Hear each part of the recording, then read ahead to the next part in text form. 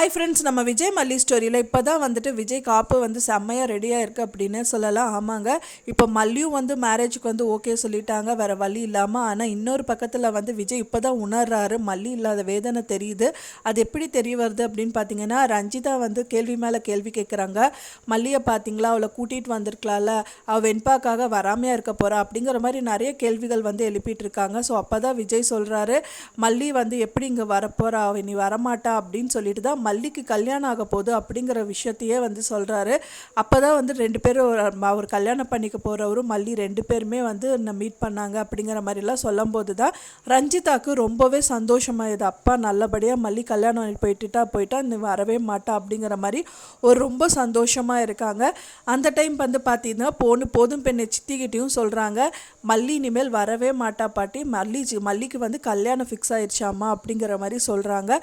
இன்னொரு பக்கத்தில் வந்து விஜய்க்கு வந்து ரொம்ப ப்ரெஷர் கொடுக்குற மாதிரி நிஷாவும் அவங்க சைடில் வந்து டார்ச்சர் பண்ணிகிட்டே இருக்காங்க அப்படின்னே சொல்லலாம். நிஷா இப்போ வரைக்குமே வந்துட்டு ஒரு கல்யாணம் பண்ணிக்கணும் விஜய் அப்படிங்கிற மாதிரி எண்ணம் வராமல் இருந்தது. ஆனால் வந்து இப்போ அவங்களுக்கும் அந்த மாதிரி எண்ணம் வந்துருச்சு அப்படின்னே சொல்லலாம். வெண்பாவை வந்து என் கூட அனுப்பி வைங்க, இல்லாட்டா வந்துட்டு நீங்கள் என்னை கல்யாணம் பண்ணிக்கோங்க அப்படிங்கிற மாதிரி அவங்களும் ரொம்ப பயப்படுத்திட்டு இருக்காங்க அப்படின்னே சொல்லலாம். அஜிதா ஒரு பக்கம் வந்து பார்த்தீங்க அப்படின்னா அவங்க நல்லபடியாக நடக்கிற மாதிரி நடந்துட்டு இருக்காங்க. ஆனால் வந்து மனசளவில் அவங்களும் விஜய் வந்து கல்யாணம் பண்ணிக்கணும் அப்படிங்கிறது மாதிரி தான் நடந்துட்டு இருக்காங்க. ஆனால் ரெண்டு பேர் சைட்லேயும் வந்து பார்த்தீங்கன்னா வெண்பா வந்து கேரிங்காக பார்த்துக்கணும் அப்படிங்கிற ஒரு எண்ணம் கிடையாது.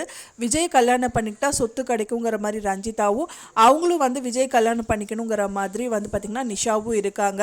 ரெண்டு சைட்லேயுமே வந்துட்டு வெண்பாவை வந்து பார்த்துக்கணும் அப்படிங்கிற ஒரு எண்ணம் இல்லை. வெண்பா பார்த்துக்கிற ஒரே ஒரு ஆள் வந்து பார்த்திங்க அப்படின்னா வந்து நம்ம மல்லி தான். ஸோ அவங்களும் வந்து பார்த்திங்கன்னா அரவிந்த கல்யாணம் பண்ணிக்கிறதா வந்து ஒத்துக்கிட்டாங்க.